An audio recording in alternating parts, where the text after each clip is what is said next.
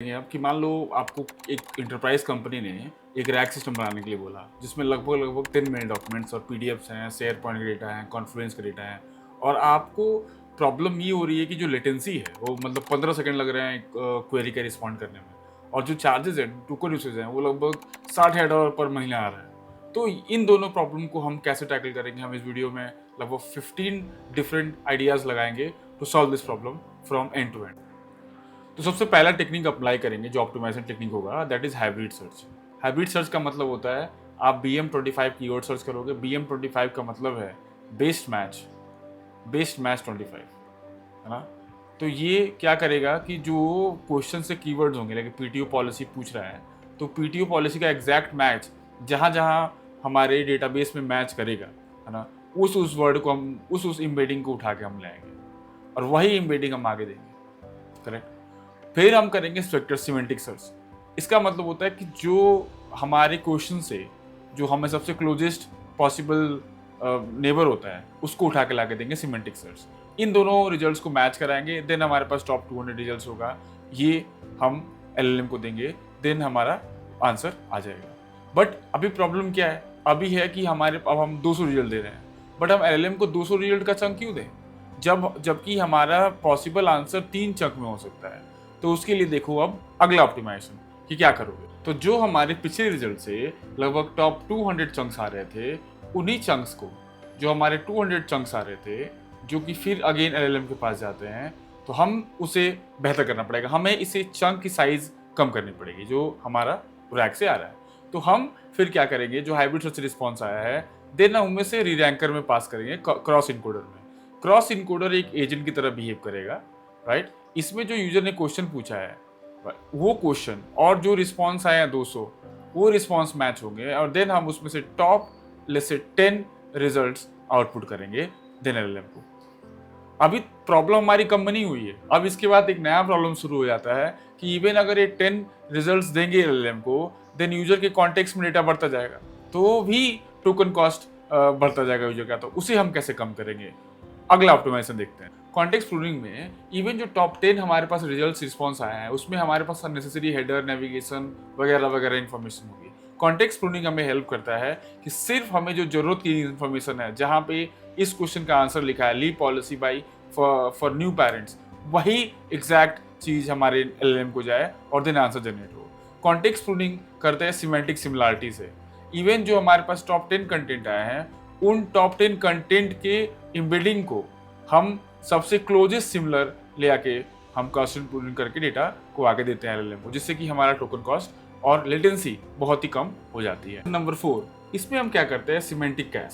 Semantic cash का पूरा मतलब होता है कि जो भी यूजर ने क्वेश्चंस पूछा है, like what is our maternity leave policy, उस क्वेश्चंस को हमें एम्बेडिंग्स में कन्वर्ट करना पड़ता है, एंड देन हमें सिमेंटिक कैश लूप लगाना पड़ता है। ये कैश लूप ये चेक करता है क्या सिमिलर क्वेश्चन जिसकी स्कोर 90% से ज़्यादा या 94% से ज़्यादा है, वैसा क्वेश्चन पहले पूछा गया है क्या, और अगर हाँ पूछा गया है तो हमारे स्टोर कैश से वो आंसर देके दे देता है। अगर वो नहीं पूछा गया है, देन हम एलएलएम को आंसर देते हैं, और जब आंसर जनरेट होता है तो उसे हम कैश से स्टोर कर देते हैं, जिससे कि वापस ये साइकिल बनी रहे और यूजर को हमें फास्ट और एक्यूरेट आंसर मिल जाता है। तो इस तरह से सिमेंटिक कैश हेल्प करता है in terms of low cost and token usage में। ऑप्टिमाइजेशन के बाद हमारा फाइनल स्ट्रक्चर कुछ ऐसा दिखेगा, जिसमें हमारे जो इनपुट डेटा सोर्स होंगे वो कॉन्फ्लुएंस होंगे, शेयर पॉइंट होगा, ड्राइव, जीरा, स्लैक एक्सेट्रा होंगे। ये इंजेक्शन पाइपलाइन में जाएंगे। डॉक्यूमेंट लोडर, टेक्स्ट एक्सट्रैक्शन होगा जो इस पीडीएफ डेटा निकाल के एज अ चंकिंग स्ट्रैटेजी बनाएगा। यहाँ पे जो हम टॉप 20 मोस्ट चंकिंग स्ट्रैटेजीज हैं जो मेरे यहाँ वीडियो से सीखोगे, उससे सिलेक्ट करेंगे, देन उसकी एम्बेडिंग करेंगे, and then also metadata introduction करेंगे। इससे हमें मेटाडेटा फिल्टरिंग में बहुत ही ज़्यादा फायदा होगा। तो जब भी यूजर क्वेरी पूछेगा तो क्वेरी को हम रिराइट कर देंगे, राइट। इस क्वेरी से जो मेटाडेटा फिल्टर पहले करेंगे एंड और लगा के कि हमारा डिपार्टमेंट कौन सा है, राइट, कौन सा टाइप है, कौन सा डेट है, कौन सा लैंग्वेज है, उसके बाद से हम अपना हाइब्रिड सर्च अप्लाई करेंगे, BM25 और वेक्टर सर्च, एंड देन हम मर्ज डुप्लीकेट का फिगर आउट करेंगे, एंड देन रीरैंकिंग करेंगे, एंड कॉन्टेक्स्ट प्रूनिंग जो मैंने अभी आपको समझाया करेंगे। देन अगर सिमेंटिक कैश में हिट होता है तो भी अप्लाई कर देंगे, अगर हिट होता है तो हमारा रिटर्न कर देते हैं प्रॉम्प्ट कैश से, अगर नहीं मिस होता है तो प्रॉम्प्ट कैश में स्टोर करते हुए एलएलएम से आंसर जनरेट करके टूल का अलग जरूरत है तो रिस्पॉन्स यूजर को आउटपुट दे देते हैं, और ऑल्सो जो जनरेट आउटपुट है वो सेव हो जाता है। तो इस तरह से आप अपने पूरे आर्किटेक्चर को प्रॉपरली ऑप्टिमाइज कर सकते हो। तो अगर आप यहाँ तक वीडियो में बन चुके हो ना, तो एक रियल प्रॉब्लम सॉल्व करते जाओ। और तो 10 मिनट डॉक्यूमेंट्स है, सेम कॉन्फ्लुएंस और वो है 12 से 15 मिनट सेकंड है, बट इसका बिलिंग ज़्यादा है। कैसे हम इसका रिट्रीवल पाइपलाइन बनाएंगे तो ये बेहतर होगा। तो सबसे पहले हम फोकस करेंगे एम्बेडिंग पे, राइट। तो एम्बेडिंग अगर जितना बेहतर होता जाएगा, तो मैंने 20+ एम्बेडिंग टेक्निक डिस्कस की है, उस वीडियो को देखो तो आप समझ में आएगा कि जो PDFs होंगे ना, उनको हम कैसे प्रॉपर एम्बेडिंग करेंगे। मतलब हम सेंटेंस वाइज एम्बेडिंग करेंगे, या पैराग्राफ वाइज एम्बेडिंग करेंगे, या सिमेंटिक वाइज एम्बेडिंग करेंगे, depends upon the business logic कि बिजनेस क्या कहता है। तो सबसे पहले हम एम्बेडिंग फिक्स करेंगे। एम्बेडिंग फिक्स करने के बाद हम हर एक PDF का या डॉक्यूमेंट का मेटा डेटा बनाएंगे। तो मेटा डेटा बेसिकली होता क्या है कि ये बेसिक इन्फॉर्मेशन होती है कि ये डॉक्यूमेंट किस डिपार्टमेंट से बिलोंग करता है, राइट, और ये डॉक्यूमेंट किस टाइप का डॉक्यूमेंट है, राइट, किस डेजिग्नेशन के लोग इसको एक्सेस कर सकते हैं, है ना, किस ईयर का ये डॉक्यूमेंट है। ये सब कुछ आप मेटा डेटा में रख सकते हो, जो बाद में आपको मेटा डेटा फिल्टर करने में काम आता है। तो ये 2 टेक्निक्स हमें अप्लाई करनी पड़ती है जब हम इस डॉक्यूमेंट को इंडेक्स करते हैं। इंडेक्सिंग के बाद से जो हमारी बेस्ट चंकिंग स्ट्रैटेजी है, उसके बाद हमारा आता है रिट्रीवल। तो रिट्रीवल में जो हमारी टेक्निक है, जब आपने मेटा डेटा बना दिया है तो मेटा डेटा फिल्टरिंग सबसे पहले अप्लाई करते हैं हम। इसमें क्या करते हैं कि जो भी डॉक्यूमेंट्स इंडेक्स हुए हैं, तो अगर एक HR डिपार्टमेंट का यूज़र क्वेरी कर रहा है तो उसे हमें टेक डिपार्टमेंट का डॉक्यूमेंट दिखाने की कोई ज़रूरत नहीं है। तो हम पहले एंड लॉजिक लगा के सीधे बस HR डॉक्यूमेंट्स के डेटा लाते हैं। जो मान लो 10 मिलियन डॉक्यूमेंट्स हैं, उसमें अगर HR का डॉक्यूमेंट लाए तो मोस्ट प्रॉब्ली मीन्स जैसे 1 मिलियन होगा या फिर 100,000 होगा। ये डॉक्यूमेंट लाके फिर उसके अंदर जो एम्बेडिंग्स आती है उस एम्बेडिंग में सर्च करते हैं, ठीक है। तो दूसरा हमने देख लिया कि मेटा डेटा फिल्टरिंग हम अप्लाई करते हैं रिट्रीवल के टाइम पे। तो हमारा हर एक टेक्निक है, मतलब एक एम्बेडिंग का टेक्निक हो गया जब हम डेटा को इंसर्ट कर रहे हैं, एक डेटा को जब ले रहे हैं उसका टेक्निक हो गया, ठीक है। उसके बाद से जब ये रिट्रीवल होता है तो रिट्रीवल में हम लगाते हैं लेक्सिकल सर्च, है ना, और सिमेंटिक सर्च, ठीक है। तो लेक्सिकल सर्च जो होता है, लेक्सिकल सर्च जो हम अभी तक पहले करते रहे हैं, बिफोर जेएनएआई करते हैं, हम कीवर्ड से सर्च करते हैं चीज़ों को, राइट। हम सेंटेंसेस से चीज़ों को सर्च करते हैं, कि तो फ्री टेक्स्ट सर्च, सेंटेंस चीज़ों को सर्च करते हैं। सिमेंटिक में क्या होता है कि हम वेक्टर DB से वेक्टर सिमिलरिटी देख के सर्च करते हैं। तो ये 2 तरह के सर्च हम अप्लाई करते हैं जब सिमेंटिक की बात होती है, और जब बात होती है लेक्सिकल सर्च की तो हम BM25 का भी यूज़ करते हैं, बेस मैक्स 25। तो जो कीवर्ड्स यूजर ने क्वेश्चन में पूछा है, वही सिमिलर कीवर्ड्स हम अप्लाई करते हैं to search the documents, and जो डॉक्यूमेंट्स हमारे रिजल्ट रिस्पॉन्स में आते हैं उन्हीं डॉक्यूमेंट्स पे हम फिर वेक्टर एम्बेडिंग की से अप्लाई करते हैं। तो अगर 10 मिलियन डॉक्यूमेंट में से आपने मेटा डेटा फिल्टर करके 1 लाख डॉक्यूमेंट आए, तो 1 लाख डॉक्यूमेंट में अगर आप ये सर्च अप्लाई करोगे, जो BM25 सर्च होगा और कीवर्ड सर्च होगा, तो 1 लाख डॉक्यूमेंट से ये 1000 डॉक्यूमेंट तक ड्रिल डाउन हो जाएगा, राइट। तो आपको जो वेक्टर एम्बेडिंग का सर्च होगा ना, वो सिर्फ 1000 डॉक्यूमेंट्स में करना होगा, करेक्ट। इवन ये रिट्रीवल का पार्ट होगा जहाँ पे हमने कीवर्ड्स अप्लाई कर दिया और BM25 उसको अप्लाई कर दिया। इसके बाद से अगर ये हमारा लेट्स से 1000 तक आउटपुट आ गया, इसको और हमें सॉर्ट करना है। अभी तक हम इसे LLM को नहीं भेज रहे हैं, हम ट्राई कर रहे हैं कितना क्लोजेस्ट और फिल्टर और डेटा हमारे पास हो, जो सबसे नियरेस्ट पॉसिबल आंसर हो, जो हमें LLM को भेजना पड़े, इससे हमारा टोकन कॉस्ट लेटेंसी कम हो। तो क्योंकि हमारे यही 2 प्रॉब्लम स्टेटमेंट था। तो अगर हमारे पास 1000 डॉक्यूमेंट आते हैं तो फिर हम क्रॉस इनकोडिंग करते हैं और री-रैंकिंग अप्लाई करते हैं, ठीक है। क्रॉस इनकोडर्स जो मॉडल्स होते हैं, जो इन LLMs के हेल्प से जो रिस्पॉन्स आया है, बेसिकली जो हमारा जैसे 1000 रिस्पॉन्स आया है, 1000 एम्बेडिंग्स और प्लस जो यूजर का क्वेश्चन है, उससे दोनों को मैच करा के जो सबसे नियरेस्ट आंसर पॉसिबल होता है उसको हम लाके रिस्पॉन्स रिटर्न करते हैं।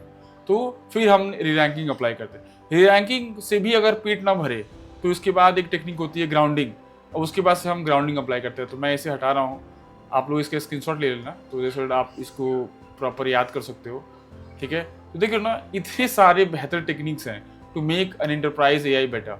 अब हमने री-रैंकिंग अप्लाई कर दिया। री-रैंकिंग अप्लाई करने के बाद ग्राउंडिंग हम करते हैं। ग्राउंडिंग बेसिकली, ग्राउंडिंग में क्या होता है, ग्राउंडिंग अब्सटेनर बनाते हैं, ठीक है।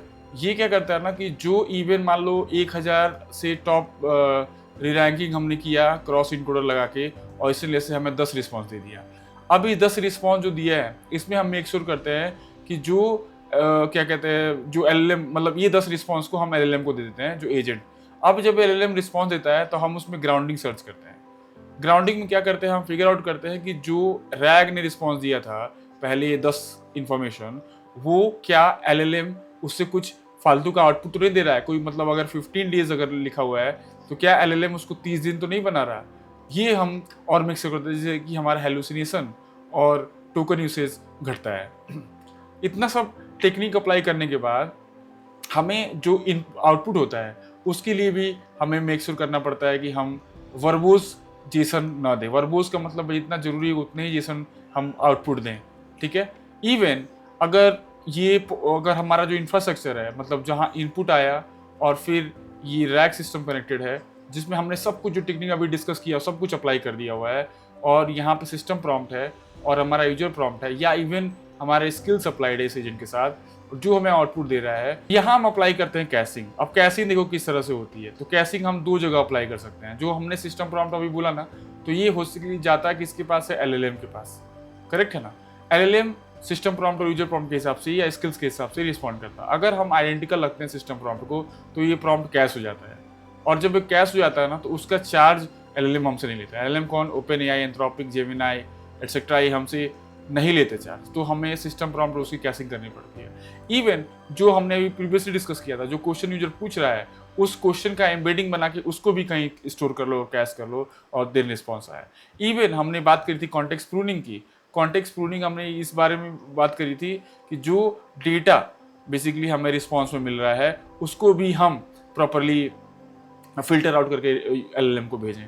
इवन जो हमारा यूजर कॉन्टेक्स्ट, इस कम्युनिकेशन से यूजर कॉन्टेक्स्ट बनाएगा, उस कॉन्टेक्स्ट में वही वैल्यू हम लेकर आए जो एग्जैक्टली कनेक्टेड है जो यूजर क्वेश्चन पूछ रहा है। तो इस तरह से ना हमारा जो टेक्निक है, this way you can make it really really better.